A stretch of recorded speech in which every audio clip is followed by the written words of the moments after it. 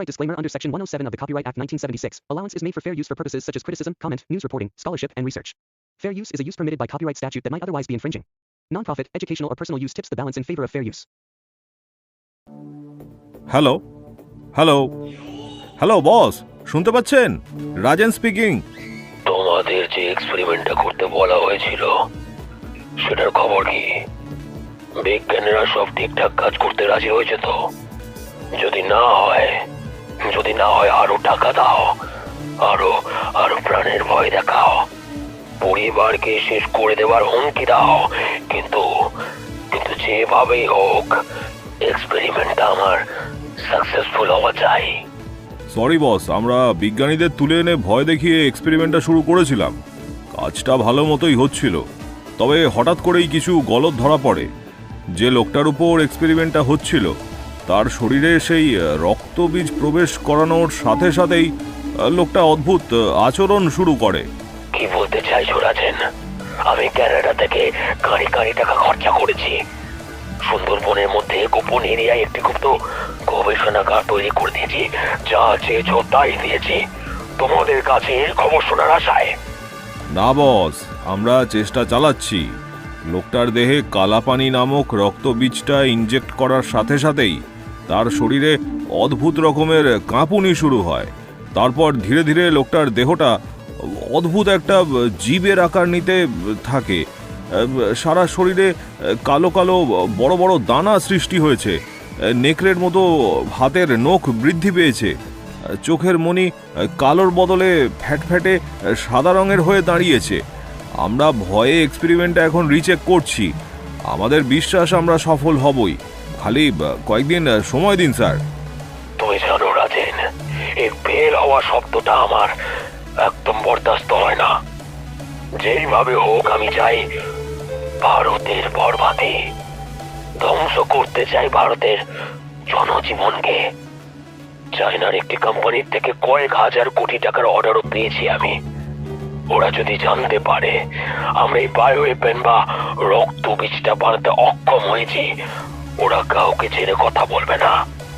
তুমি না, সবার সাথে আমাকেও শেষ করে দেবে ওরা। ওই ভাইরাসকে ডিজাইন করে as soon as possible ছড়িয়ে দিতে হবে ভারতের বড় বড় শহরে, যাতে লাখে লাখে মানুষ মারা পড়ে সেই বায়ো ওয়েপন দ্বারাই। কেউ জানতেই পারবে না যে কিভাবে সেই ভাইরাস সংক্রমণ ঘটলো এই দেশে।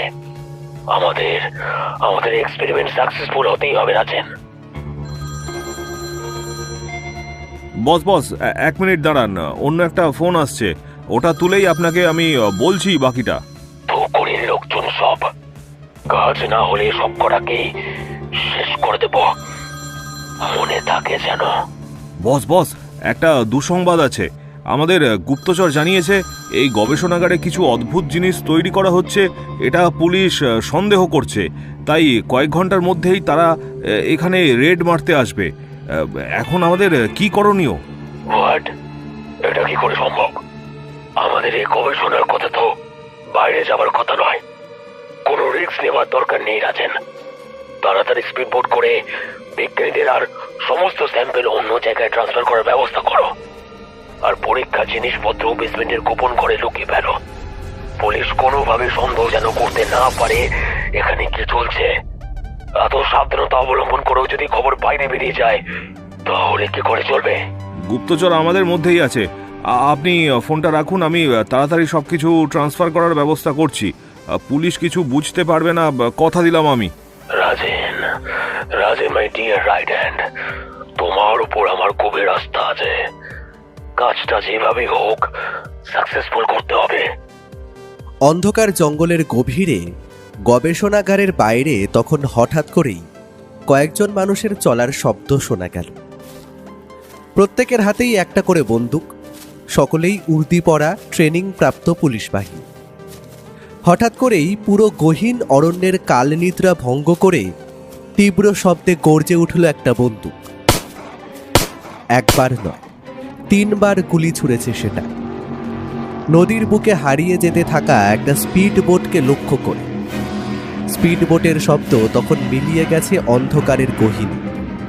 এখন শুধু শোনা যাচ্ছে সুন্দরবনের মধ্যে বয়ে চলা এই নদীর জলের কুলুকুলু শব্দ একটু একটু করে চারিদিক নিস্তব্ধ অন্ধকারে ডুবে গেল।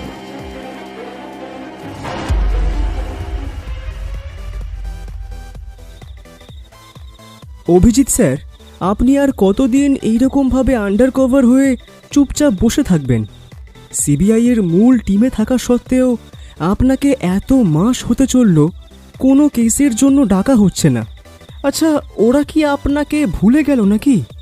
কথাটা কানে গেল undercover CBI agent Abhijit রায়।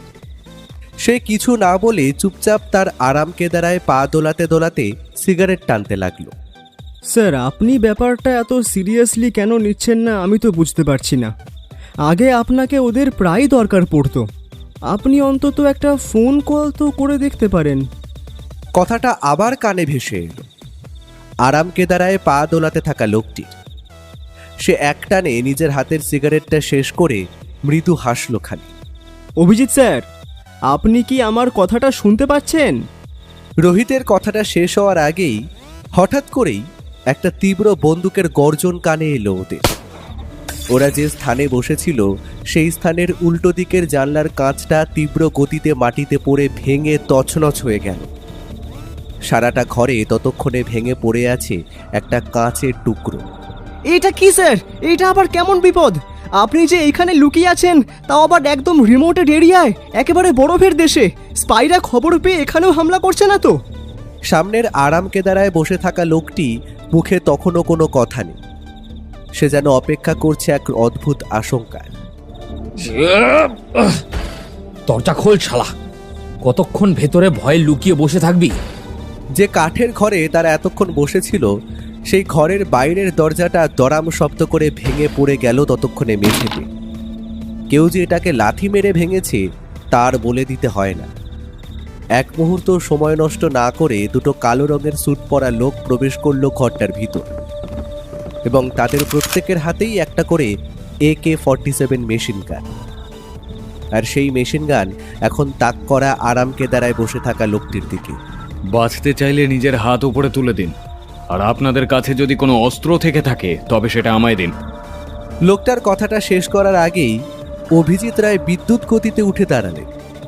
তারপর নিজের আরাম কেদারায় উল্টো দিক করে মেরে দিলেন সজোরে একটা লাথি। কেদারা ততক্ষণে তীব্র গতিতে ছুটে গিয়ে আঘাত হেনেছে দাঁড়িয়ে থাকা দুই অজ্ঞাত আততায়ীর গায়ে। তাদের হাতের বন্দুক দুটির মধ্যে একটি ততক্ষণে লুটোপুটি খাচ্ছে মেঝের উপর। অভিজিৎ রায় এক মুহূর্ত সময়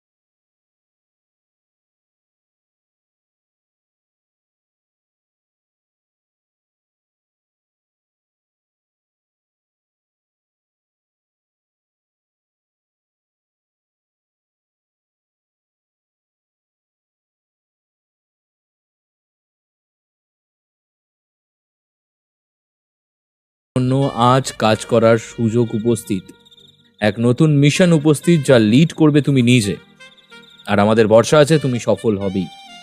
তা পরীক্ষা করে কি বুঝলেন স্যার? আপনার ব্রেভ অফিসার তৈরি তো আপনাদের মিশনের জন্য? এখন মজার কথা নয়, দেশের মাটির জন্য বাঁচার সময় উপস্থিত। আমাদের হাতে আর বেশি সময় নেই। সামনে বড়ই বিপদ। বিদেশি শত্রুর আক্রমণ হতে চলেছে, আর আমাদের যে করেই হোক সেটাকে আটকাতেই হবে। সিবিআই এর ডিটেকটিভ বিভাগে আজকাল অফিসার কম পড়লো নাকি, যেই অধমকে মনে পড়লো? You are a genius and a brave hero. চলো, আমাদের কলকাতা ফিরতে হবে। সেখানে পৌঁছে সব জানতে পারবে। আমাদের হাতে বেশি সময় নেই।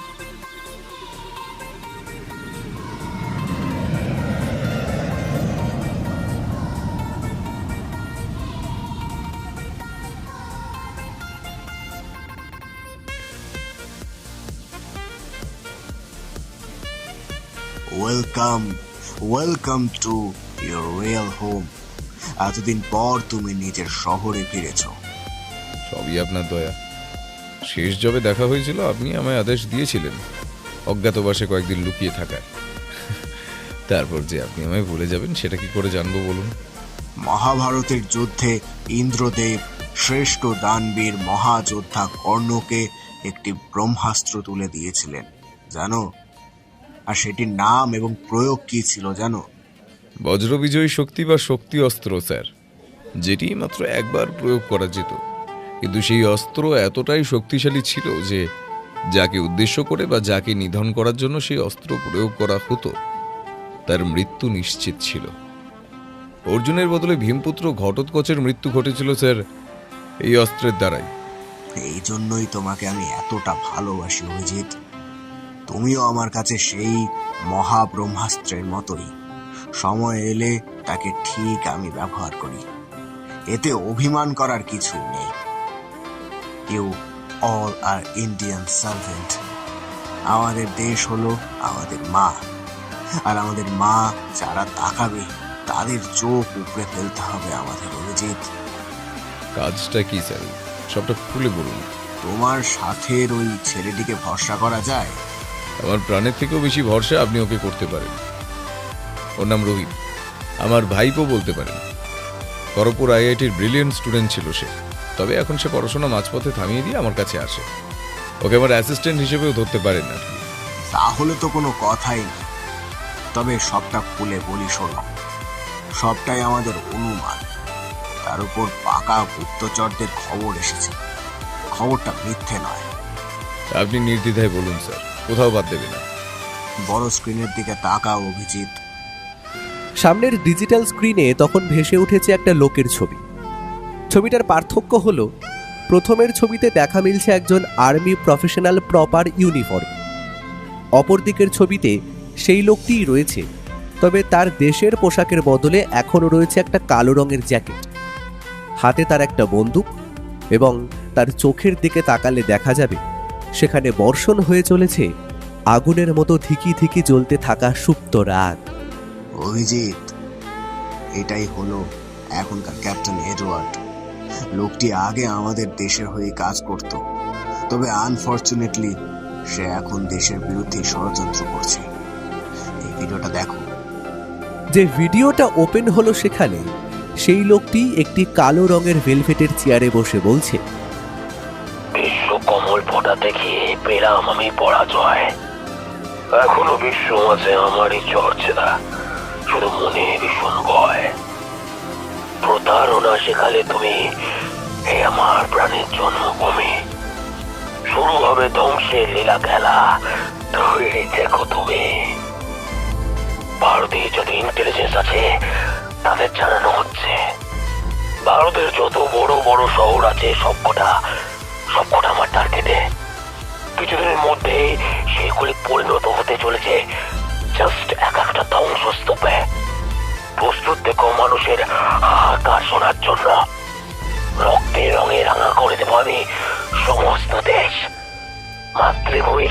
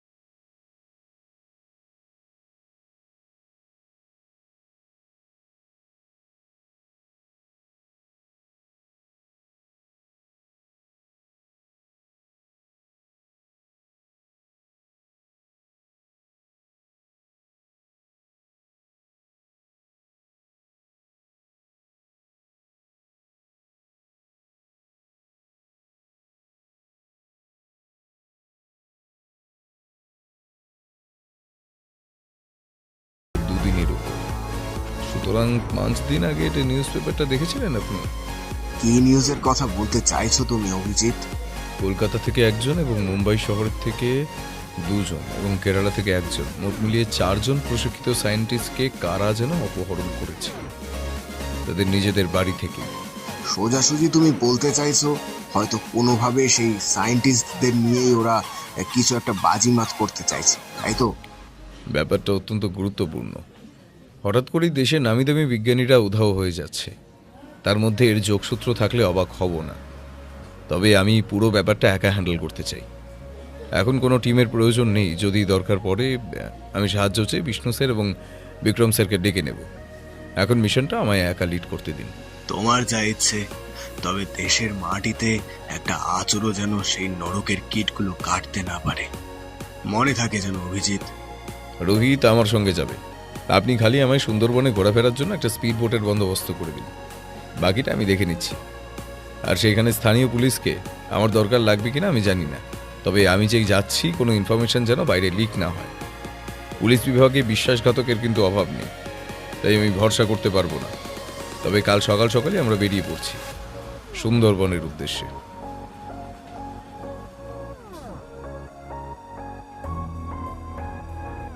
পরের দিন দুপুর হতে না হতেই undercover CBI agent Abhijit Roy এবং তার ভাইপো রোহিত পাড়ি দিল ক্যানিংয়ের উদ্দেশ্যে। কথা মতো একটা স্পিড বোট দাঁড়িয়ে অপেক্ষা করছিল তাদেরই অপেক্ষায় পরিত্যক্ত একটি খেয়া ঘাটে। আশেপাশের লোক কেউই জানতেও পারল না এখানে কি ঘটে গেল। দুজনেই চড়ে বসলো সেই স্পিড বোটে। তারপর সময় নষ্ট না করে সরু খাড়ির মধ্যে থেকে বোট গিয়ে পড়ল বড় নদীতে।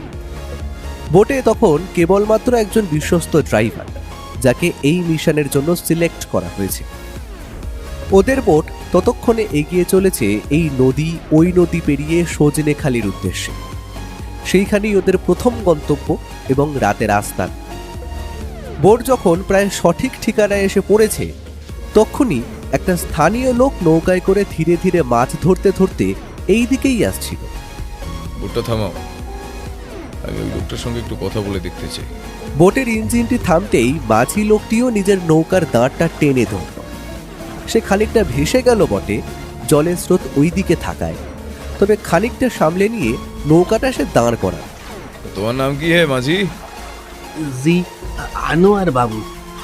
কন আপনারা কি কইবেন? আমি কিন্তু মধু চুরি করতে আই নাই, মোর কাছে মাছ ধরার অনুমতি আছে, জঙ্গলের ভিতরেও যাই নাই। আর ভয় পাওয়ার কিছু নেই আনোয়ার। আচ্ছা, তোমরা তো শুনেছি সুন্দরবনের আনাচে কানাচে সবটাই চেনো, তাই তোমায় কিছু প্রশ্ন করতে চাই আর কি। আপনারা কি পুলিশের লোক বাবু?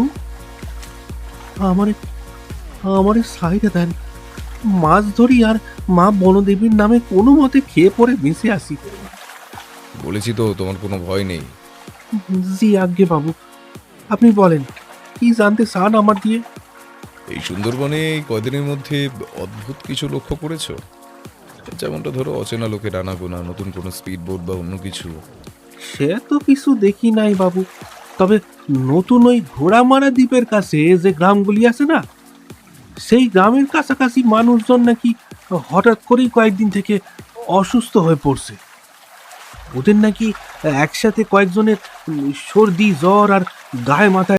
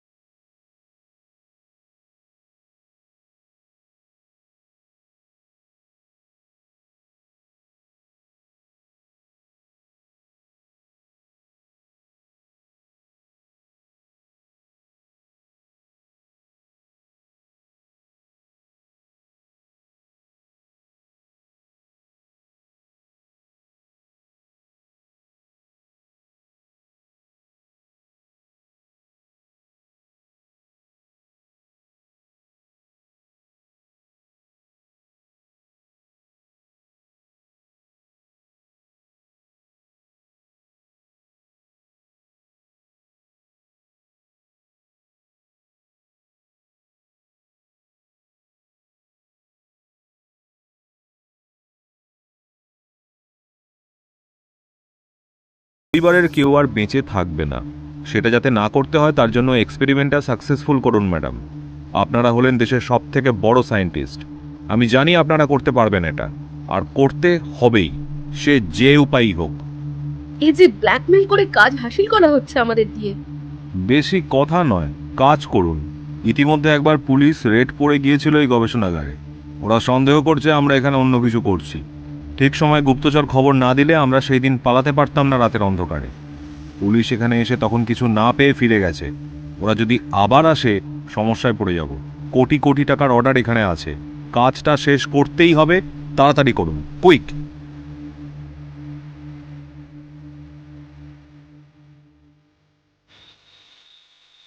স্যার, আসতে পারি? এই দুইজন গ্রামের লোক আপনার সাথে দেখা করতে চাইছে। ওরা এও বলেছে আপনি নাকি ওদের আসতে বলেছেন, তাই যাচাই করতে এলাম আর কি। ওদের ভিতরে পাঠিয়ে দাও, আমি আসতে বলেছি। আর হ্যাঁ, ওরা যে এখানে আমার সঙ্গে দেখা করতে এসেছে সেটা কিন্তু কেউ জানতে না পারে। লোক দুটো ভিতরে প্রবেশ করার সাথে সাথেই দরজাটা বন্ধ হওয়ার শব্দ হল। বোঝা গেল ম্যানেজার ততক্ষণে বাইরে থেকে সেটা টেনে দিয়েছিল। বাবু, আপনি যেমনটা করেছিলেন ওরে লইয়া আইছি। ও পথে আস্তে আস্তে কইল ওর বাপরে যখন আপনি কুইজা দেবেন কইছেন তখন ও সব কিছুতেই রাজি। সামনে দাঁড়িয়ে থাকা বয়স 20-22-এর ছোকরাকে দেখে অভিজিৎ রায় প্রশ্ন করলেন, তোমার নাম কি? জি, রামু কর্তা। তোমার বাবা যেদিন নিখোঁজ হয়ে যায় সেই দিন কিছু বলেছিলেন নাকি? না কর্তা, উনি যেমনটি রোজ যেতেন তেমনটি চলে গিয়েছিলেন, আর বিকাল হলে ফিরেও আসছেন সময় মতো। তুমি কি সন্দেহ করছো তোমার বাবা এখনো জীবিত আছে? যদি থাকে তবে আমরা তাকে খুঁজে বার করার চেষ্টা করব। আর তোমাকে কিন্তু আমার দরকার লাগবে। আমার বাপ বেঁচেই আছে বাবু, আমার তাই বিশ্বাস। এই বনের বাঘ বা নদীতে কুমির দুটাই কখনো মানুষ মারলেও পুরো তো খেয়ে যেতে পারে না, যা আমার সেরা অংশ এমনকি আটখাওয়া দেহ পর্যন্ত রেখে যায়। আমার বাপের যে কিছুই খোঁজ মেলেনি, আমি তাকে মৃত ধরে নি কেমনে? তাই তো পুরো সুন্দরবনের চারিপাশে ডিঙি নৌকা নিয়ে চষে বেড়াচ্ছি, যদি কিছু হদিস মেলে। জঙ্গলের যে দিকটায় গবেষণাগারটা হয়েছে সেই দিকটা তুমি চেনো? তা চিনবো না কেন বাবু? আমার তো ওই জায়গাটাকেও কেমন যেন সন্দেহ হয়। কেন বলো তো রামু, তোমার এই সন্দেহের কারণ জানতে পারি কি? ওটা তো একটা গবেষণাগার বলেই জানি, তবে ওখানে কয়েকটা স্যুট বুট পরা লোক সবসময় চারিপাশে ঘুরে বেড়ায়। আমি লুকিয়ে দেখছি লোকগুলোর কাছে বন্দুকও আছে। ওখানে ওরা যে কি করে কেউ জানে না। বাইরে সবসময় 4-5 জন সিকিউরিটি গার্ড থাকে, যাতে কেউ কোনোদিন ভেতরে ঢুকতে না পারে। গাঁয়ের লোকেরা জানতে চাইলে বলে সেখানে নাকি কি সব ওষুধ তৈরি হয়েছে যা আমাদের পরে কাজে লাগবে। তোমরা কোনোদিন ওই গবেষণাগারের থেকে সাদা পোশাকে কোনো বিজ্ঞানীদের বেরোতে দেখোনি বলছো? যতদূর জানি ওই সন্ডা মার্কা লোকগুলাই তো দুপুরে আর রাতে খাবার নিতে আসে গ্রাম।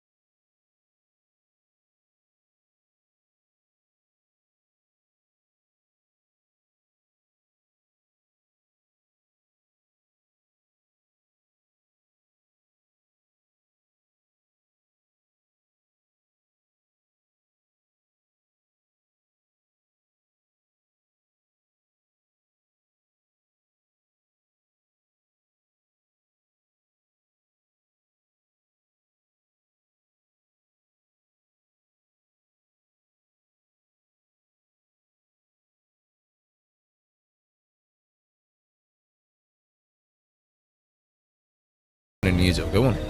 আমরা তৈরি হয়ে থাকবো কিন্তু। বাবু, আমার কাজ তো এখানেই শেষ। মানে এটা আর কি। হ্যাঁ, এই তো রোহিত, ওদের দুজনকে দুটো 500 টাকার নোট দিয়ে দাও তো। অভিজিৎ স্যারের কথা মতো রোহিত ওদের হাতে দুটো নোট দিল। ওরা সেইগুলো পেয়ে ভীষণ খুশি।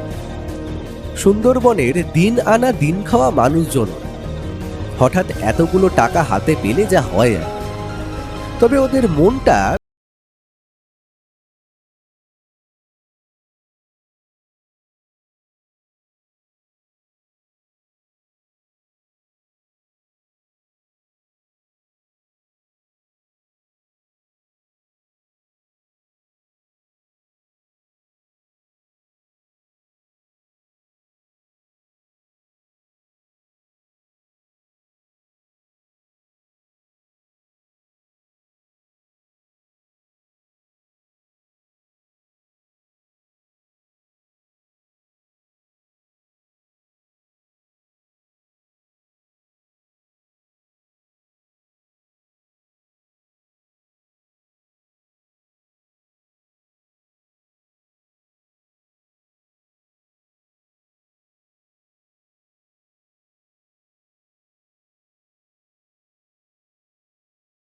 বলছে চলুক, আমাদের ছাড়া তো ওদের কোনো উপায় নেই।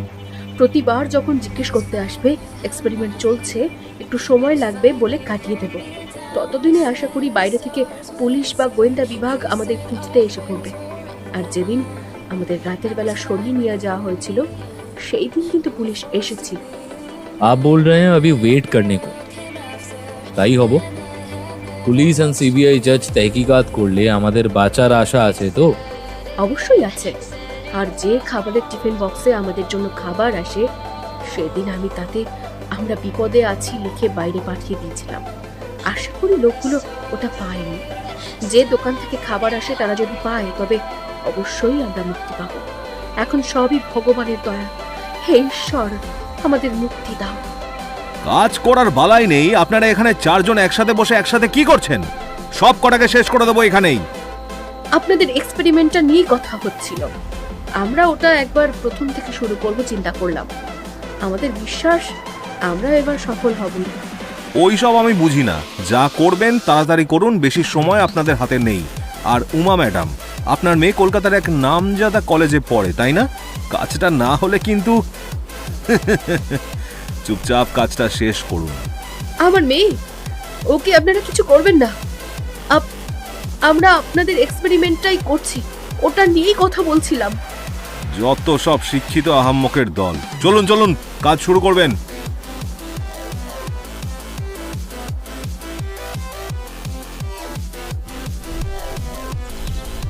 স্যার, ব্যাপারটা ঠিক কি ঘটছে এখানে সেটা আন্দাজ করতে পারছেন? আমার তো মনে হচ্ছে এই পুরো বিষয়টার পেছনে লুকিয়ে আছে গভীর কোনো এক ষড়যন্ত্রের গন্ধ। তুমি ঠিক কথাই বলেছ রবি, তবে রহস্যটা যে কোথায় তাই ধরতে পারছি না। প্রথমত, কয়েকজন বিজ্ঞানী কিডন্যাপ হলো, তা কেন করা হলো? দ্বিতীয় প্রশ্ন হলো, কারা করালো এটা? তাদের আসল অভিসন্ধি কি? সত্যি আমরা যে গবেষণাগারের পেছনে ছুটছি সেখানে কি তারা আছেই? কারণ পুলিশ একবার রেড করে কিচ্ছু পায়নি, আর সেই রাতেই কয়েকজন নদীপথ থেকে গবেষণাগারের পেছন দিক থেকে পালিয়ে যায়, যেটা আমরা রামুর থেকে জেনেছি। আর অন্যদিকে রামুর পিতাও নিখোঁজ। সবটার মধ্যে কিছু না তো কিছু যোগসূত্র আছে। হতেই তো পারে তারা যে কাজটা করছিল সেটি অত্যন্ত গোপনীয় কিছু, এবং পুলিশ রেড হওয়ার পরেও তারা আবার গবেষণাগারে ফিরে এসেছে। পারলে আপনিও একবার স্থানীয় পুলিশকে নিয়ে রেড করে সেই স্থানটার তল্লাশি নিন। না রবি, এটা করলে প্রথম কথা আমি যে এখানে এসেছি সেটা ওরা জেনে যাবে। দ্বিতীয়ত, আমরা ওদের হাতে নাতে কিন্তু ধরতে পারবো না। তৃতীয়ত, ওরা যদি সেখানে থেকে থাকে এবং গুপ্তচর মারফত খবর পেয়ে পালিয়ে যায়, তবে কিন্তু আমাদের লোকসান। সবটাই করতে হবে গোপনে। আগে ওই হোটেলটিতে যাওয়া যাক। পথের স্থানীয় মোটর গাড়িতে বসে যেতে যেতেই রোহিতের উদ্দেশ্যে কথাগুলো বলছিলেন অভিজিৎ স্যার। রামু তখন চুপচাপ ওনাদের কথাগুলো শুনছিল। মিনিট খানেকের মধ্যে ওরা পৌঁছলো একটা ছোট গ্রাম্য খড়ছাওয়া হোটেলের বাইরে, যেখানে কয়েকটা কাঠের বেঞ্চিতে বসে দুপুরের খাবার খাচ্ছে কিছু লোক। ওনারা সবাই নামতেই একজন বৃদ্ধ দোকানদার সন্দেহ ভরা দৃষ্টিতে ওদের উদ্দেশ্যে দেখে বলল, আপনাদের তো ঠিক চিনলেও না, তা আপনারা কি এখানে নতুন নাকি? আসেন আসেন, খাবার খেয়ে নিন। খাবার আমরা খেয়ে আসছি দাদু। আপনি এখন খালি কয়েকটা গরম গরম ধোঁয়া ওঠা খবর আর 1 কাপ করে চা দিলেই হয়ে যাবে। দাদু, তোমার রাতের বেলা যাদের কথা কইছিলাম ওনারাই সেই শহরের বাবু। তুমি যে কাগজটা পেয়েছিলে টিফিন বাক্সের মধ্যে, ওটা ওনাদের দাও। ওটা তো ইংরেজিতে লেখা, তুমি তো কিছুই বুঝতে পারোনি ওটা। এনারা হয়তো বুঝতে পারবেন আশা করি। আপনারা কি পুলিশের লোক বাবু? না না, আমরা পুলিশ হতে যাব কেন? আমরা তো এখানে ঘুরতে এসেছি। তোমাদের গ্রামেরই কয়েকজন লোক নাকি হঠাৎ খুব অসুস্থ হয়ে পড়েছে। আমি ওদের রোগের কারণ কি জানতে এসেছি। শহরে গিয়ে বড় অফিসে সেসব জানাবো। তোমাদের দুঃখের কথাও বড় সাহেবকে জানাবো। ওনারা তোমাদের নতুন এক হাসপাতাল বানিয়ে দেবে, আমি কথা দিলাম। হ্যাঁ, সে অসুস্থ হয়ে পড়েছে বই কি। আমার মেয়েটারও তো ওই একই অবস্থা। কি যে হলো এখানে কে জানে। আগে রোগ ফোগ ছিল বটে, তবে ওই গবেষণাগার নাকি তৈরি হবার পর থেকে যেন ব্যাপারটা আরো বেশি পরিমাণে হচ্ছে। আর কতবারই ওই এক রোগ, ওষুধ খেয়েও যেন সারতে চায় না। কাগজটা আমায় দাও দেখি। কথাটা বলার সাথে সাথেই বুড়ো নিজের একটা পুরনো কাঠের ড্রয়ার খুলে ভাঁজ করা অনেক কাগজের মধ্যে থেকে বার করে আনলো একটা কাগজ। সেটা পড়তে পড়তে অভিজিৎ স্যার রীতিমতো নির্বাক হয়ে গেল। তিনি সেটা পড়া শেষ করে তড়িঘড়ি বিস্ময়সূচক কণ্ঠে বিড়বিড় করে বলে উঠলেন,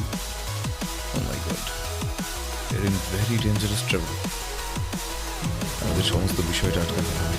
ওরা রক্ত বীজ তৈরি করতে চাইছে। না না, এটা হতে দেওয়া যাবে না। বিজ্ঞানীরাও কি ওখানেই আছে? এটা বলতে পারবো না, তবে আমাদের খোঁজ নিয়ে বার করতে হবে।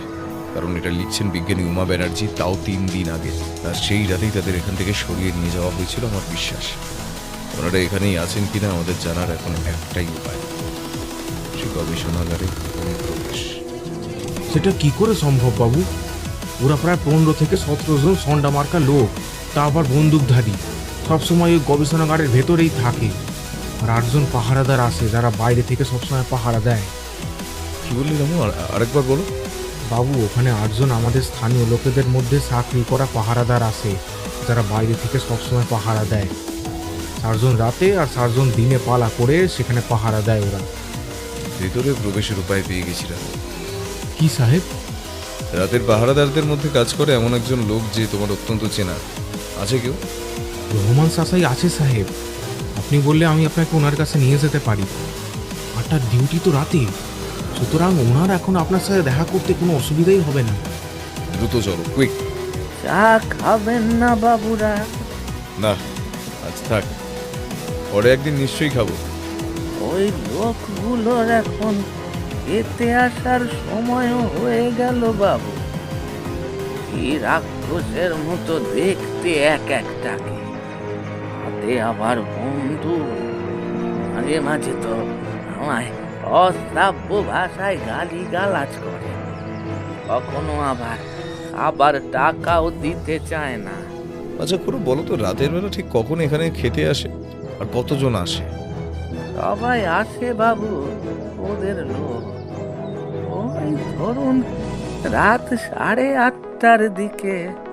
তোমায় আমার দরকার লাগবে, আমি কাল আবার আসবো কিন্তু।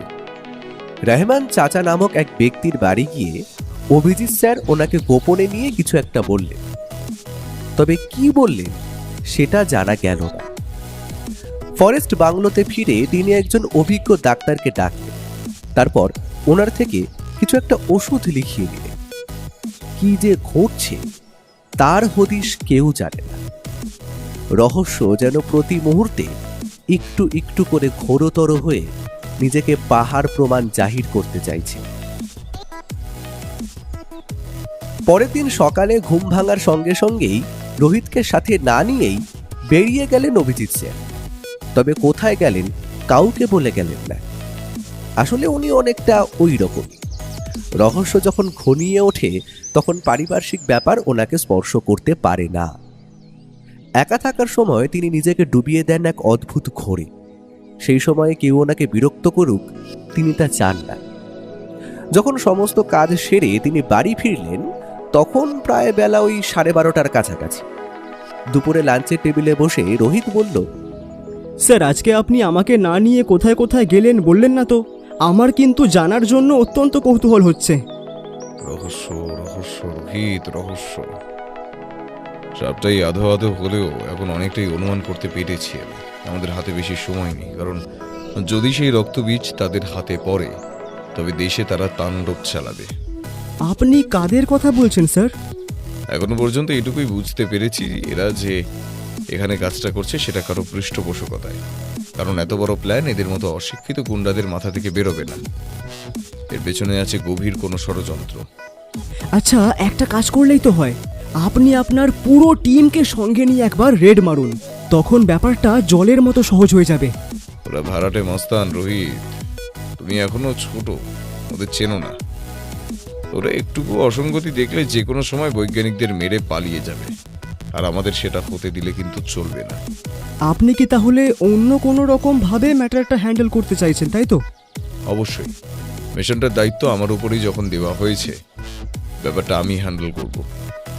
যতগুলো সূত্র আমরা পেয়েছি সবকটাকে এখন একত্রিত করার সময় উপস্থিত। স্যার আপনি ঠিক কি করতে চাইছেন ব্যাপারটা আমি বুঝতে পারলাম না। সেটা বলার সুযোগ এখনো আসেনি, তবে খুব শীঘ্রই জানতে পারবে। তুমি যদি এখানে বসে অপেক্ষা করো, বাকিটা আমি দেখছি। আর বিনা আমার অনুমতিতে হোটেলের বাইরে বেরোবে না। ওরা সাধারণ লোক নয়, কিন্তু আমার বিশ্বাস ওরা কোনো আতঙ্কবাদী দলের সঙ্গে যুক্ত, যারা দেশে থেকে দেশের পরেই আমাদের পিঠেই ছুরি বসাবার ব্যবস্থা করছে। এইটুকু বলে খাবার শেষ করে অভিজিৎ স্যার উঠে দাঁড়ালেন। তারপর পকেট থেকে একটা সিগারেট বার করে ধরিয়ে একটা সুখ টান দিয়ে শরীরটা এলিয়ে দিলেন হোটেলের ডাইনিং রুমে রাখা একটা সোফার গায়ে।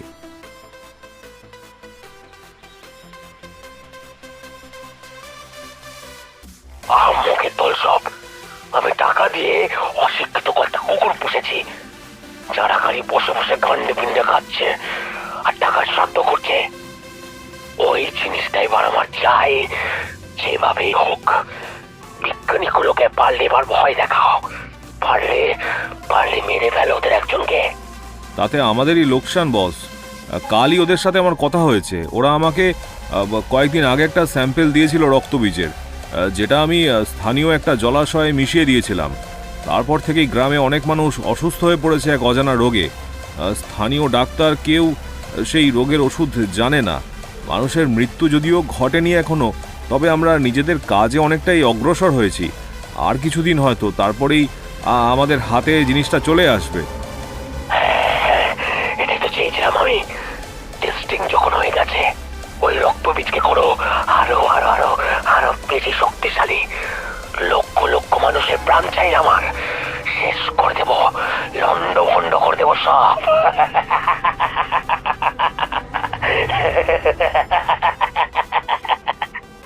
আজই বিজ্ঞানীদের গিয়ে আবার ভয় দেখাবো।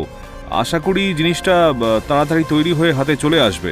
তবে রাজিন, আমার কাছে গুপ্তচরের মারফত খবর এসেছে, সিবিআই এজেন্টের মধ্যে কেউ একজন এই পুরো ব্যাপারটা তদন্ত করতে সুন্দরবন পৌঁছে গেছে হয়তো এতদিনে। ব্যাপারটা একটু মাথায় রেখো। জি বস। ফোনটা রাখার সাথে সাথেই রাজেন বলে লোকটি তীব্র গতিতে ছুটে গেল ল্যাবের ভিতর। তারপর উমা ব্যানার্জির দিকে একটা বন্দুক তাক করে হুমকি দেওয়ার ভঙ্গিতে বলল, যা কথা হয়েছিল দিনের পর দিন সেটার খেলাপ হয়ে চলেছিল। কলকাতায় আপনার মেয়েকে আমার লোকেরা কিডন্যাপ করে নিয়েছে। দেখবেন আপনার মেয়ের কাতর কণ্ঠস্বর। এ কি বলছেন আপনি? আমরা আপনার কথা মতো কাজ করেছি তো। আমরা তো মানুষ। এক্সপেরিমেন্ট এতটা সহজ বিষয় নয়। ওকে দয়া করে ছেড়ে দিন আপনারা। আপনার দুটো পায়ে পড়ি। হঠাৎ করেই রাজেন বলে লোকটি নিজের ফোন বার করে একটা ভিডিও চালিয়ে দিল, যেখানে একটি মেয়ে কাতর কণ্ঠে অনুরোধ করছে তাকে ছেড়ে দেওয়ার জন্য। এই গলা উমা ব্যানার্জির অত্যন্ত চেনা। রাজেন বলে লোকটি এবার অট্টহাসি করে উন্মাদের মতো হেসে উঠল। কি এবার বিশ্বাস হলো ম্যাডাম? আপনার মেয়েকে কিন্তু বেশ সুন্দর দেখতে আমার ছেলেরা জানিয়েছে, কিন্তু আমি ওকে এখনো ছুঁতে বারণ করেছি। জানেন তো ম্যাডাম, ওরা না এক একটা পশু। আমি একবার বললে আপনার মেয়েকে আজ রাতেই আপনার হাতে আমরা সেই রক্তবীজ প্রস্তুত করে তুলে দেব। কাজ প্রায় শেষ হয়েই এসেছে, কিন্তু আপনি ওকে ছেড়ে দেওয়ার ব্যবস্থা করুন। এই তো, এবার সুরসুর করে কাজ হাসিল হয়ে গেল দেখছি। রাতের মধ্যে যদি পেয়ে যাই তবে তো কোনো কথাই নেই। চল রে সব, দুপুরের খাবারটা খেয়েই আসি। হোটেলের বুড়োকে আজ খাবারে রাতের বেলা মাংস ভাত রান্না করতে বলে দিই, কাজ শেষ হওয়ার আনন্দে। চল রে সব। মুখে একটা পৈশাচিক হাসি নিয়ে ল্যাবরেটরি ঘর থেকে বেরিয়ে গেল সন্ডা মার্কা লোকগুলো।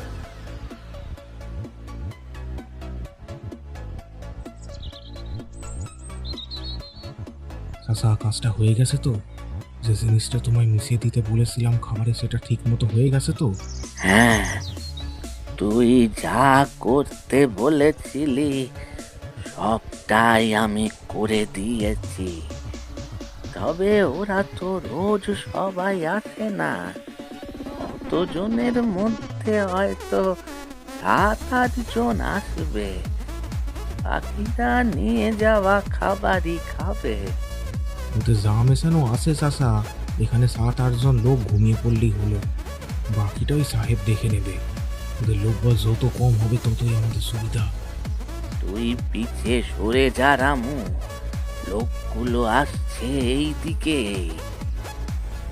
ওরা যদি সন্দেহ করে আমাদের প্রাণে মেরে ফেলবে। তোমার চিন্তা নেই, তুমি ওদের খাবার খাওয়াতে ব্যস্ত রাখো। আমি সাহেবকে খবর দিয়ে আসি, এখনই সঠিক সময়, ওখানে লোক কম আছে। ছুটে যা, বেশি দেরি করিস নে বাপ আমার, আমি এই দিকটা দেখে নিচ্ছি। কথাটা বলার সাথে সাথেই রামু চাচার দোকানের পেছনের দিক থেকে জঙ্গলের পথে তীব্র গতিতে ছুটে চলল ফরেস্ট বাংলোর দিকে। ততক্ষণে খুঁড়োর হোটেলে লোকগুলো প্রবেশ করেছে। কি বুড়ো, মাংসটা বেশ কষিয়ে রান্না করেছিস তো? দে দে, ভাতটা দে তো। এই শালা অজপাড়াগায় থেকে থেকে না মনটা কেমন বিষিয়ে উঠেছে। কাল থেকে তোর রান্না আমাদের খেতে হবে না বুড়ো, কাজটা শেষ হলেই আমরা এখান থেকে পকার পার। তোমরা বসো বাবারা, আমি খাবার নিয়ে আসছি। খাবার আনলেই হবে বুড়ো? ওই যে টিফিন বাক্সগুলো দেখেছো, ওইগুলো ওই 7টায় আমাদের বসের লোকেদের জন্য খাবারটা ভরে দাও। আর ওই আলাদা টিফিন বাক্সগুলো এই বিজ্ঞানীগুলোর জন্য দাও দাও, ভরে দাও তো।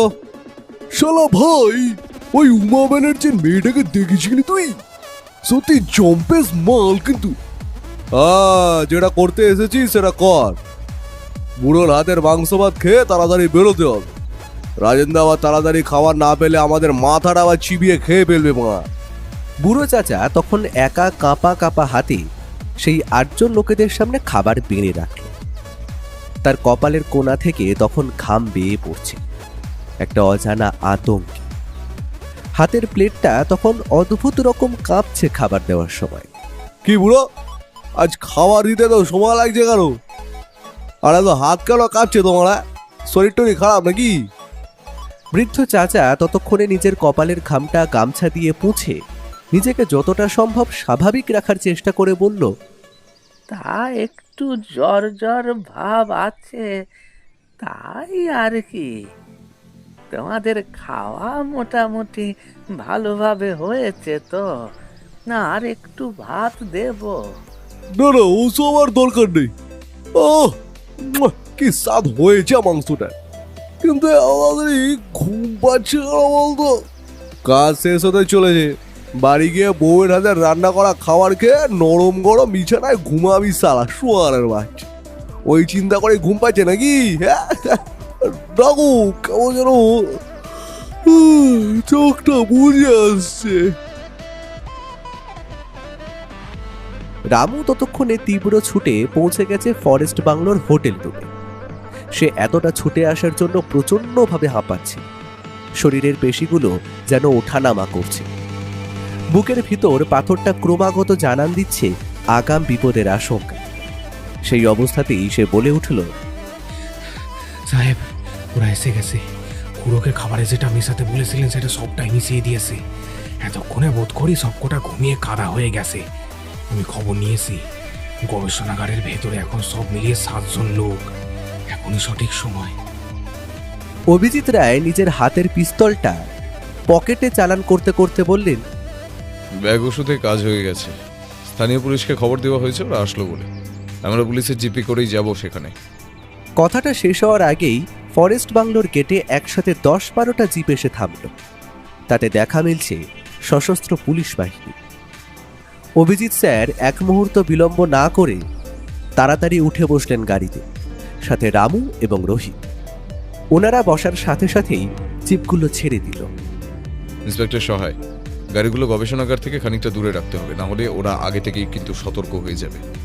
আর আমার লোক সেখানে পাহারাদার সেজে আগে থেকেই কিন্তু লুকিয়ে আছে। আপনাদের অনুমান ঠিক তো স্যার? আমরা কিন্তু সেখানে আগেও রেড মেরেছি, কিছুই পাইনি তেমন। পাননি তার কারণ আছে। ওরা কোনো গুপ্ত রাস্তা বানিয়েছে নদীপথ দিয়ে। সেইবার তারা সেই স্থান থেকে পালিয়ে গিয়েছিল, তবে কাজ শেষ হয়নি তখনও তাদের, তাই তারা আবার ফিরে এসেছে। আর এবার আপনি নিরাশ হবেন না অফিসার। আপনি শুধু এবার দেখতে থাকুন কিভাবে ওদের শায়েস্তা করি। স্যারের কথা মতো গাড়িটা গবেষণাগার থেকে খানিকটা দূরেই রাখা হলো। পুলিশ বাহিনী ধীরে ধীরে নিজেদের মতো করে চুপচাপ বাইরের দিক থেকে পুরো গবেষণাগারটা ঘিরে ফেলল, যাতে কোনো ক্রমে কেউ পালিয়ে না যেতে পারে। ওনারা গবেষণাগারের ভিতর প্রবেশ করার সাথে সাথেই গেটের দারোয়ানরা সরে দাঁড়ালো। তারপর পুলিশের সবাইকে সেলাম করে ভিতরে যাওয়ার পথ দেখিয়ে দিল। ইন্সপেক্টর, আপনি আমার পেছনে পেছনে আসুন। আর বন্দুকটা সবসময় প্রস্তুত রাখুন। আমরা দলে 8 জন বলে কি হবে, প্রত্যেকের কাছে কিন্তু বন্দুক আছে। একসাথে সম্মিলিত পুলিশ বাহিনী এক ফোঁটাও শব্দ না করে চুপিসারে স্যারের পেছন পেছন প্রবেশ করলো গবেষণাগারের ভিতরে। তারা চুপচাপ লুকিয়ে রইল দেওয়ালের পেছনে। এক হিংস্র বাঘ যেমন শিকার করার আগে ধীরে ধীরে শান্তভাবে তার কাছে এগিয়ে যায়, অভিজিৎ রায় কার্যত সেইভাবেই নিজেকে প্রস্তুত করে নিচ্ছেন। আপনারা আমাদের যা যা করতে বলেছেন আমরা করেছি। এই যে এখানে মোট মিলিয়ে 3টে রক্তবীজ গোপনভাবে তৈরি করে দিয়েছি, প্রতিটা একটা ডায়নামাইটের থেকেও ভয়ানক। এগুলো সাধারণ জিনিস নয়, এগুলো একটা বায়ো ওয়েপেন। এগুলো সাধারণ মানুষের সংস্পর্শে এলেই সৃষ্টি করবে সংক্রামক ব্যাধি, যার কোনো ঔষধ নেই। আপনারা দয়া করে এগুলো রেখে দিন, তবে ব্যবহার করবেন না। এগুলো কয়েক কোটি কোটি মানুষের প্রাণ নিয়ে নিতে পারে। আর দয়া করে এবার আমার মেয়েটিকে আপনারা মুক্তি দিন। এই জিনিসগুলো লোহার বাক্সটার ভেতর থেকে বাইরে বেরিয়ে যাওয়ার বা আমাদের কোনো ক্ষতির সম্ভাবনা নেই তো? না, ওগুলোকে আমরা ডিজাইন করেছি অষ্টধাতুর বল দ্বারা। ওইগুলো একটা কোডের মাধ্যমে যোগ করেছি। ওইগুলোকে অ্যাক্টিভ করতে হলে অষ্টধাতুর গোল বলগুলোকে ভেঙে ফেলতে হবে, তবেই সেইগুলো কাজ করবে। সব ঠিক আছে উমা ম্যাডাম, এবার তো আপনাদের সময় হয়ে এসেছে। আপনারা বলেছিলেন আমরা এটা বানিয়ে দিলে আপনারা আমাদের ছেড়ে দেবেন। কোনো টাকা পয়সা আমরা চাই না, আমাদের মুক্তি দিন। মহিলার কথা শুনে রাজেন বলে লোকটি হাতে রক্তবীজের লোহার বাক্সটা নিয়ে তীব্র অট্টহাসিতে ফেটে পড়ল। পুরো ঘর তখন তার হাসিতে ম ম করছে। ঘর জুড়ে তখন তার হাসির শব্দ এদিক ওদিক থেকে প্রতিফলিত হয়ে ফিরে আসছে। মুক্তি? হ্যাঁ হ্যাঁ, মুক্তি। তাই তো, তাই তো, মুক্তি দেব না আপনাদের, তাই না? উমা ম্যাডাম, ঈশ্বরকে স্মরণ করুন, আপনাদের একেবারে মুক্তির ব্যবস্থা আমরা করে দিচ্ছি। সোজাসুজি উপরে ডাইরেক্ট মুক্তি। কথাটা বলার সাথে সাথেই বন্দুকের শাটারটা কট শব্দ করে টানল রাজেন বলে লোকটি। তারপর মেঝেতে লুটিয়ে বসে থাকা বিজ্ঞানী উমা ব্যানার্জির দিকে বন্দুকটা তাক করার সাথে সাথেই ঘটে গেল একটা ঘটনা, যার জন্য কেউই হয়তো প্রস্তুত ছিল না। ঘটনাটা এত তাড়াতাড়ি ঘটল তাই কেউ বুঝে ওঠার আগেই তীব্র শব্দে গর্জে উঠল অভিজিৎ স্যারের বন্দুক। আর সেই বন্দুকটার গুলি সরাসরি গিয়ে মাটিতে লুটিয়ে ফেলতে বাধ্য করেছে রাজেন নামক লোকটির বন্দুকটা। সঙ্গে সঙ্গে গুন্ডা গোছের লোকগুলোর মধ্যে একজন তীব্র চিৎকার করে বলে উঠল, পালাও বস, পালাও, পুলিশ রেড মেরেছে, পালাও। ওই শালা, তোর বন্দুকটা এদিকে দে। লোকটার বন্দুকটা রাজেন বলে লোকটার হাতে আসার সঙ্গে সঙ্গে লোকটা তীব্র গতিতে পলক ফেলার আগেই সে পৌঁছে গেল বিজ্ঞানী উমা ব্যানার্জির কাছে। তারপর বন্দুকের নলটা ওনার মাথার ওপরে রেখে বলল, যে যে পুলিশের লোক এসেছে তারা নিজেদের বন্দুক মাটিতে ফেলে দাও আর হাত মাথার উপরে উঠিয়ে সারেন্ডার করো। আমি 3 গুনবো, তার মধ্যে না হলে এই উমা ব্যানার্জিকে আমি শেষ করে দেবো। আপনারা ওর কথা শুনবেন না, আমি মরলে যায় আসে না। আপনারা দয়া করে ওই বাক্সে ভরা জিনিসগুলোকে এই ল্যাবের থেকে বাইরে যাওয়া থেকে আটকান, না হলে সর্বনাশ হয়ে যাবে। এই সালি চুপ, বেশি কথা বলবি তো এইখানেই গুলি মেরে খুলি উড়িয়ে দেবো। ইন্সপেক্টর, যা বলছি তাই করো, আমি 2 বার কথাটা বলবো না। স্যার চোখের ইশারায় সমস্ত পুলিশদের বুঝিয়ে দিল বন্দুক নিচে রাখার জন্য। আর সব পুলিশগুলো ততক্ষণে বন্দুকটা নিচে রাখতে যাবে, তার মধ্যেই ঘটে গেল অঘটনটা। গুন্ডাদের বাকি 6 জন ততক্ষণে নিজেদের হাতের বন্দুকগুলো থেকে এলোপাথারি গুলি ছুটতে শুরু করলো পুলিশের দিকে। আর সেই সুযোগকে কাজে লাগিয়ে বিজ্ঞানী উমা ব্যানার্জিকে ফেলে তীব্র গতিতে ছুটে পালাতে শুরু করলো রাজেন বলে লোক। স্যার ততক্ষণে ওদের 6 জন লোকের মধ্যে একজনের পায়ে গুলি মেরে তাকে ঘায়েল করেছে। ল্যাবরেটরির বড় বড় থামগুলোর পেছন থেকে তখন চলছে একের পর এক গুলি বর্ষণ। প্রতিটা গুলির শব্দে সম্পূর্ণ ঘর তখন গম গম হচ্ছে। হঠাৎ করেই এমন সময় বাইরে থেকে গুলির আওয়াজ শুনে আরো পুলিশ বাহিনী ছুটে এসেছে ভিতরে। এতগুলো পুলিশের লোককে বন্দুক ধরে তাদের কাছে আসতে দেখে আত্মসমর্পণ করল পরপর 6টা লোক। তাদের মধ্যে একজন তখন নিজের পা ধরে চিৎকার করতে করতে বলছে, পালাও বস, পালাও পালাও, আমাদের চিন্তা করতে হবে না, তুমি পালাও। একটা লোক ওই লোহার সিন্দুকটা নিয়ে ল্যাবরেটরির পেছন দিকে ছুটলো। ওকে যে করেই হোক থামাতে হবে। তুমি এই লোকগুলোকে গ্রেফতার করো, আমি ওকে ধরছি। বলেই স্যার এবং বাকি কয়েকজন পুলিশ রাজেন বলে লোকটার পেছনে ধাওয়া করে ছুটে গেল। কয়েকটা গুলিও করা হলো লোকটার পা লক্ষ্য করে। তবে ততক্ষণে বেশ দেরি হয়ে গেছে, কারণ পেছনের দিকে কোনো গুপ্ত সুড়ঙ্গ ছিল হয়তো তা পালিয়ে যাওয়ার জন্য। আর সেইখান দিয়েই ভেসে আসছে একটা মোটর বোটের স্টার্ট নেওয়ার শব্দ। মুহূর্তে সেটা প্রচণ্ড শব্দ করে মিলিয়ে গেল নদীর বুকে। তবে সাথে নিয়ে গেল অদ্ভুত একটা ভয়ানক জিনিস, যার নাম রক্তবীজ। স্যার ততক্ষণে মাটিতে ঝুঁকে বসে পড়েছেন আর ঘন ঘন বলছেন, পারলাম না, পালিয়ে গেল, ওর হাত থেকে রক্তবীজ নিয়ে পালিয়ে গেল। এমন সময় পেছন থেকে ইন্সপেক্টর এসে ওনার পিঠে হাত রেখে জানালেন, আমি ফোন করে দিয়েছি, নদীতে জল পুলিশ যদি লোকটাকে দেখতে পায় তো ঠিক ধরে নেবে। আপনি শান্ত হন। এটা আমার শান্ত হওয়ার সময় নয় ইন্সপেক্টর। ওরা সাধারণ কোনো জিনিস নিয়ে পালায়নি, ওরা সঙ্গে করে নিয়ে গেছে কোটি কোটি মানুষের প্রাণ। আর জিনিসটা একটা নয়, তাতে আছে একসঙ্গে 3টে রক্তবীজ। আমরা বৈজ্ঞানিকদের এবং রামুর বাবাকে উদ্ধার করেছি ল্যাবের ভিতর থেকে। ওরা ওই লোকটির ওপর নিজেদের এক্সপেরিমেন্ট চালাচ্ছিল। সমস্ত তথ্য আমরা তো বিজ্ঞানীদের থেকেই পেয়ে যাব। আপনি চলুন। আমি উমা ব্যানার্জি এবং বাকি বৈজ্ঞানিকদের সঙ্গে কিছু কথা বলতে চাই ওই রক্তবীজের ব্যাপারে। আমাদের ফরেস্ট গেস্ট হাউসে পাঠানোর ব্যবস্থা করুন। আর এখানের 5 জন গুন্ডা যারা আছে তাদের গ্রেফতার করে ফটকে চালান করুন। একজনের পায়ে গুলি লেগেছে, তাকে হাসপাতালে পাঠানোর ব্যবস্থা করাবো। চাচার দোকানেও প্রায় 7 থেকে 8 জন লোককে ঘুমের ওষুধ খাইয়ে ঘুম পাড়ানো হয়েছে। ওদের সবাইকেও গ্রেফতার করে দিন। তারপর যা ইনফরমেশন বার করা যায় বার করুন। আপনি যা যা বললেন ঠিক তাই তাই হবে অফিসার। আপনি এবার শান্ত হন, আমরা বাকিটা সব দেখে নিচ্ছি। রোহিত, তুমি ওনাকে গাড়ি করে ফরেস্ট বাংলোতে নিয়ে যাও। এতটা ধকলের পর ওনার রেস্ট নেবার প্রয়োজন আছে, ঠিক আছে? ইন্সপেক্টর, আমি হলাম সিবিআই অফিসার অভিজিৎ রায়। যার আর এখন রেস্ট করলে চলবে না। যে জিনিস ওদের হাতে গেছে ওটা যদি কোনো রকমভাবে অ্যাক্টিভ হয় তবে পুরো ভারতবর্ষের ধ্বংস নেমে আসবে। এখন রেস্ট নেওয়ার সময় নয়। এ কি স্যার, আপনার ডান হাতের দিকটা থেকে রক্ত ঝরছে কেন?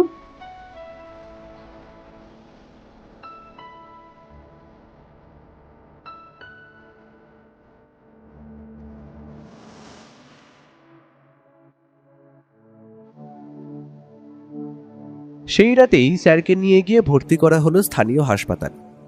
পুলিশ বাহিনী পুরো ল্যাবটিকে ঘেরাও করে খানা তল্লাশি চালিয়ে এইটুকুই জানতে পেরেছে যে সেখানে কোনো ওষুধ তৈরি হচ্ছিল না, পরীক্ষা করা হচ্ছিল একটি ভাইরাসের উপর, যেটা সৃষ্টি করে ভাইরাসটিকে নতুনভাবে ডিজাইন করা হচ্ছিল বিজ্ঞানীদের সাহায্যে। বিজ্ঞানীরা অসুস্থ রামুর বাবাকে সুস্থ করে তোলে এবং গ্রামের সমস্ত অসুস্থ লোকদের সেই ভাইরাস থেকে মুক্তর জন্য টিকাকরণের মাধ্যমে সবাইকে সুস্থ করে তোলে। ধীরে ধীরে সুন্দরবন ততক্ষণে নিজের ওই শান্ত মায়া ভরা রূপে ফিরে এসেছে। তবে বিজ্ঞানী উমা ব্যানার্জি জানিয়েছেন যে সেই রক্তবীজটা নাকি অত্যন্ত ভয়াবহ, কারণ সেটি একটি ভাইরাসকে রিডিজাইন করে বানানো হয়েছে, যার কোনো প্রতিষেধক আবিষ্কার করা সম্ভব হয়নি। তবে বিজ্ঞানীরা পরীক্ষাগারে লেগে গেছেন সেই ভাইরাসের ওষুধ তৈরি করার জন্য। তবে সেটায় তারা কতটা সফল হবেন সেটার আশা তিনি দিতে পারেননি। Well my brave officer Abhijit Roy, আমি জানতাম তুমি পারবে এই রহস্যের সমাধান করতে। বৈজ্ঞানিকরা সবাই মুক্তি পেয়েছে, আর শয়তানগুলোর আসল অভিসন্ধি কি আমরা বুঝতে পেরেছি। হ্যাঁ স্যার, এখন মোটামুটি সুস্থ আছি। তবে এরকম বেশি দিন আপনি আমায় বিছানায় শুয়ে রাখতে পারবেন না। রক্তবীজ বাইরে বেরিয়ে গেছে, যেটা আমার কাছে নিজের একটা নৈতিক হার। যদি যদি ওই ভাইরাসের কারণে একটা লোকও মরে, তবে তার জন্য আমি নিজেকে নিজেও ক্ষমা করতে পারবো না স্যার। ওঠো না অভিজিৎ, ডাক্তারবাবুরা তোমায় 1 সপ্তাহ রেস্ট নিতে বলেছেন। ঠিক আছে স্যার, আপনি নতুন কিছু খবর পেলেন? মানে দাঁড়াও। কথাটা বলে পকেট থেকে একটা মোবাইল ফোন বার করে সেটাই একটা ভিডিও চালিয়ে দিলেন তিনি। সেখানে আবার দেখা যাচ্ছে ওই অদ্ভুত পেশিবহুল কালো কোট পরা লোকটিকে। এই ভিডিওটা আপনার কাছে পৌঁছে গেছে মানে বুঝতে হবে আপনি এখনো বেঁচে আছেন। আপনি আমার পুরো টিমটাকে ধরিয়ে দিয়েছেন পুলিশের হাতে। তবে আমাদের কাছে এখন এসে গেছে নিউ বায়োওয়েপন, রক্তবীজ। আপনাদের ভারতের প্রাণের থেকে প্রিয় বড় বড় শহরগুলিতে অনেক অনেক মানুষ বাস করে, তাই না অফিসার? যদি শহরগুলোই পুরোটা শ্মশানে পরিণত হয়ে যায়,